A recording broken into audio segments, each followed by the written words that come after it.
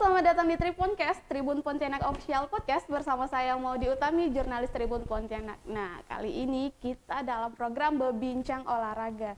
Di dalam Berbincang Olahraga ini, kita udah menghadirkan nih narasumber kita yang memiliki kelebihan atlet dan salah satu perempuan Kalbar yang mengharumkan nama Kalbar. Langsung aja kita sapa ini Mbak Syainida Mary Vandina. Halo Mbak. Hai Mbak. Sehat? Sehat, alhamdulillah. Sehat, alhamdulillah. Ini kita lagi hujan-hujan gini, ngomong-ngomong gini kayaknya di rumah pada dengerin kita nih ya. Oh, iya. Tadi teman-teman udah diundang belum? Udah. Oke, nah Tribuners saat ini udah datang nih Mbak. Panggilannya apa sih Mbak? Dina. Dina aja ya? Iya. Mbak Dina. Mbak Dina ini sejak kapan sih hobi suka dengan bola? Kalau suka sih udah dari kecil ya. Dari kecil. Suka nendang-nendang nggak? Nendang Nendang orang. Kalau misalnya suka sih emang dari kecil sih, emang Oke. diajakin orang tua gitu. Berarti kalau misalnya terjunnya langsung itu dari kecil juga nggak sih? Kalau terjun di itu sih enggak. Enggak ya? Enggak. Mungkin bisa diceritakan nih pada Tribuners di rumah, sejak kapan sih Mbak mulai tertarik menjadi dibilang atlet atau Bisa atlet dibilang kan? iya. Atlet pesepak bola ini sendiri Mbak?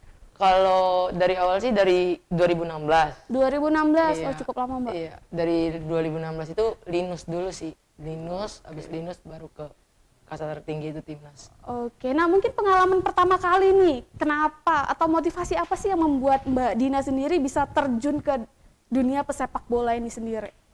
Kalau motivasi dari diri sendiri tuh kayak punya target sih, lebih tepatnya punya target yang dari awal kita kayak amatir, terus naik lagi, Bertahap ya Linus, Mbak? ya bertahap kayak gitu. Dan Dina juga punya target juga di situ gitu, buat naik ke jadi pemain timnas itu. Oke, nah awalnya nih, mulanya nih, mungkin bisa diceritain sedikit Mbak, kalau memang hobinya memang main bola atau ada yang lainnya? Kan kita pengen tahu nih, kan kalau pesepak bola oke lah udah punya prestasi di situ, udah bisa masuk. Kalau memang hobinya sebelumnya memang hanya itu kah? Ada yang lain? Itu aja. Fokusnya memang di situ? Iya. Kenapa nih memilih fokus? Karena itu kan biasanya hobi yang orang maskulin gitu Iya. ya kan, para cowok. Nah, cewek tuh jarang banget biasanya. Karena kalau bagi Dina itu gak cowok aja yang bisa main bola gitu. Asik. Jadi cewek juga bisa. Cewek juga bisa.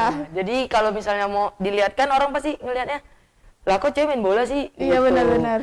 Jadi kita ubah pandangan orang lain itu ngelihat futsal atau sepak bola putri jadi kayak biasa aja gitu. Jadi malah Oke. lebih yang kayak pada tertarik aja sih. Pada tertarik. Nah, awalnya ada nggak sih kayak misalnya judge teman-teman gitu, lu kan cewek kenapa main bola gitu, ada nggak sih? Kalau kayak itu enggak sih. Nggak ada ya? Enggak ada di telinga. Berarti selama ini dukungan tetap mengalir ya? Ada. Kalau Pasti. dari orang tua sendiri gimana? Sangat-sangat dukung sih. Wah, seneng banget ya Iya. kalau dapat dukungan kayak gitu ya Mbak ya? Jadi tuh makin motivasi yang pertama, terus alhamdulillahnya makin Terus berprestasi, meningkatkan kemampuan ya Mbak ya? Iya. Kalau latihan-latihan gitu gimana sih selama pandemi COVID kayak gini? paling latihan di rumah. Kalau udah kayak new normal kayak gini, boleh ke lapangan ya udah kita ke lapangan. Gitu. Kalau enggak kita nge-gym, paling kayak gitu aja. Oke, nah saya pengen tanya lagi nih, kan karir Mbak Dina ini dimulai dari futsal ya katanya Iya. kan? Menurut Dina sendiri untuk kompetensi futsal dan sepak bola putri itu bagaimana sih sepak terjangnya untuk saat ini gitu? Peluangnya lah bisa kita bilang. Kalau buat peluang buat dari Pontianak itu ya. Mm-mm. Kalau buat Dina sih dari bertahap sih, dasar dulu gitu. Kalau misalnya dari amatir, kalau Dina kan juga berawal dari dasar kan. Amatir dulu, main di Linus, regional, terus ke nasional. Nah, itu mungkin tahapnya yang buat pemain-pemain putri Pontianak itu kayak bertahap dulu gitu. Mungkin kalau misalnya ada pelatih ataupun manajemen yang di luar ngelihat permainan yang orang Pontianak, pemain putri ya, ngelihat pandangan beda, ya mainnya bagus, kemampuan kualitasnya ada, ya kemungkinan besar dia bisa main langsung ke liga gitu. Oh gitu, berarti kalau untuk peluang itu ternyata cukup besar ya Mbak ya? Iya, cukup besar. Kalau di Pontianak sendiri menurut Mbak Dina itu gimana? Apakah memang saat ini udah ada sepak terjangnya, sudah ada perempuan-perempuan lain yang bisa seperti Mbak Dina, ataukah hanya Mbak Dina aja yang dari kacamata Mbak Dina melihat saat ini?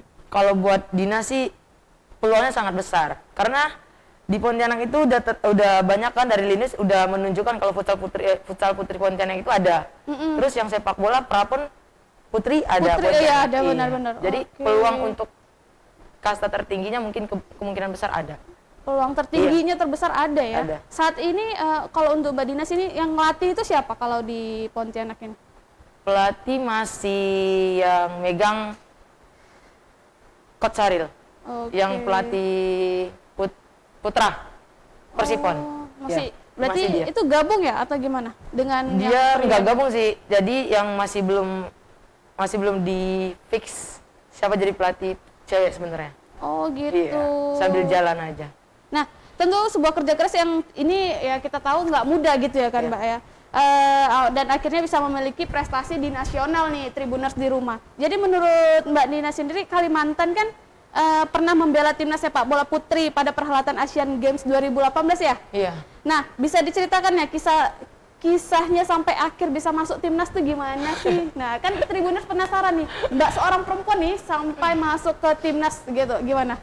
Jadi ceritanya kayak 2016, 2017 Dina main bareng sama Ketapang, Tunggu Mandau dulu, Putri. itu umur berapa? Umur 21, 2021. Wah, muda sekali, 21. 2021, iya 2021. Heeh, Diajak main bareng Ketapang, heeh. terus di situ road to Asian Games. Nah, Oke. dari situ kan kayak pelatih-pelatih mencari bibit ya buat pemain timnas itu. Dari 2015 pemain timnas udah off total sampai 2018 kemarin gitu. Jadi ibaratnya pelatih juga berawal dari dasar juga kan, nyari pemain yang pemainnya, iya kayak gitu. Nah dari situ ada 60 pemain yang masuk dalam catatan beliau. Nah di situ ada nama Dina. Itu khusus di sini atau gimana? Seluruh Ya? seluruh Indonesia. Wow, jadi untuk mendaftarkan nama Mbak Dina sendiri, usaha apa nih yang dilakukan selama tahun 2017 gitu? Ya mungkin kita juga nggak bisa ngebohongin kualitas juga kan. Di situ Siap. Kalbar juga juara 2 di situ. Wow, hebat nih Tribuners. Dari situ juga pelatih juga nggak nutup mata. Jadi Oke. semua pemain-pemain putri se-Indonesia kualitas bagus ya pasti keambil di situ. Oke, nah kenapa hanya Mbak Dina sendiri aja kah yang terpilih atau ada lagi yang lainnya nih dari putri di Kalbar ini? Kalau nggak salah ada pemain putri juga dari Sambas. Oke, Iya. dari Sambas ya. Berarti saat ini hanya 2 orang aja kah atau gimana? 2 orang. 2 orang, sip. Berarti kalau untuk cerita Mbak Dina sendiri memulainya itu susah nggak sih merintis dari nolnya tadi itu? Susah, pasti susah banget. Gimana latihannya? Apakah penuh ekstra atau itu kan gimana ya kalau tenaga kita dengan laki-laki awalnya tuh kan mungkin berbeda Beda, gitu. pasti. Nah itu gimana itu? Kalau buat Dina sih datangnya sebelum orang datang, pulangnya sesudah orang pulang. Wah, Jadi kita latihan tambahan sendiri, apapun yang pokoknya usaha terus pokoknya. usaha terus, Usaha nggak ada terus. berhenti. Nggak ada berhenti. Apa aja nih yang dilakukan Mbak Dina selama untuk meraih usaha-usaha itu seperti kayak misalnya kan olahraga, lari atau gimana sih? Kalau Dina sih jogging, paling jogging kayak nambah stamina sendiri, nambah fisik Menguatkan sendiri. fisik iya. sendiri gitu ya Mbak? Strength kayak gitu, ngeflank kayak gitu. Oke. Kalau Mbak Dina sendiri sejak tahun itu sampai saat ini kegiatannya ada yang lain nggak? Nggak ada sih. Nggak ada yang Dina lain? cuma fokus ke ini. Fokus ke sini Iya. aja sendiri. Oke. Nah, ini buat pertanyaan selanjutnya nih, karena kita udah menyiapkan pertanyaan itu Mbak Dina. 2019 lalu, Mbak Dina juga bergabung bersama Bali United dan bermain dalam Liga 1 Putri. Iya. Ya bener nggak? Iya. Nah, bagaimana nih proses seleksinya? Kita pengen tahu lagi nih. Kalau proses seleksi itu buat Dina pribadi nggak ada. Jadi ada pemain panggilan, ada beberapa orang, tapi yang pemain lokal Bali yang diseleksi kayak gitu. Oh gitu. Iya. Berarti Mbak Dina memang nggak ada seleksi-seleksian tuh? Iya. Wah, hebat banget. Langsung aja dipanggil. Iya, langsung ditelepon, nentuin tanggal, udah langsung berangkat. Itu tahun berapa? 2019. 2019 sampai itu aja. Iya. Kalau tahun 2020 ini apa aja nih prestasi yang udah Mbak Dina lakuin? Lagi off. Lagi off. Lagi off. Off total. Kenapa nih off total nih? Soalnya Dina kemarin pas lagi dimain di Bali United, itu Dina cuma main 1 match aja. Wow. Dina cedera pas lagi 40 menit akhir lah lawan PSM. Di situ lutut kekunci. Wah, iya seru Ya, banget tuh. setelah 2 bulan kemudian dinoperasi. Itu berapa lama proses kesembuhan untuk ya apa ya? Setahun. Kalau buat atlet 8 sampai 12 bulan. Makanya sampai saat ini istirahat dulu. Istirahat total. Oke, saat ini proses apa aja yang udah dilakukan Mbak Dina untuk biar tetap menjaga fisik, tetap fit gitu? Kalau Dina fisioterapi di ada suatu tempat di Pontianak juga. Oke. Buat kayak ngejaga gitu aja. Terus sambil kayak latihan, anak-anak pada latihan di sini Dina ikut latihan kayak gitu. Berarti sambil ya, istilahnya walaupun tetap tahap kesembuhan, Iya, tapi tetap pemulihan. untuk selalu ini ya menjaga jaga fisik stamina. juga. Oke.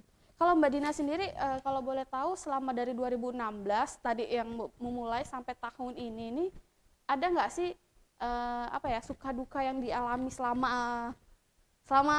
berjalannya Berjalan. waktu itu? Salah satunya tadi itu kan? Selain itu ada lagi nggak sih? Kalau paling Dina ninggalin keluarga. Wah itu tuh sedih Iya banget. kan pasti kayak berat sih pasti, tapi ya udah ini Iya kan sih. namanya pilihan kan. Dan orang tua sama keluarga juga support banget. Support Nah dari banget. situ Dina kayak ya udah motivasi juga kalau mau ngerantau lagi gitu. Jadi selama merantau itu seringnya berapa lama kalau pulang nggak pergi-pergi? Pergi nggak pulang-pulang? Pulang nggak pergi-pergi gimana ya? Kalau Dina sih kadang sebulan sekali, 2 bulan sekali Oke. kayak gitu. Pasti pulang. Pasti pulang Pasti ya? pulang, tetap cuman nggak mungkin lama, 2 sampai 3 hari terus balik lagi kayak gitu. Heeh. Oh, berarti itu kendala ya istilahnya yang harus tantangan yang harus dihadapi Iya, ya? benar.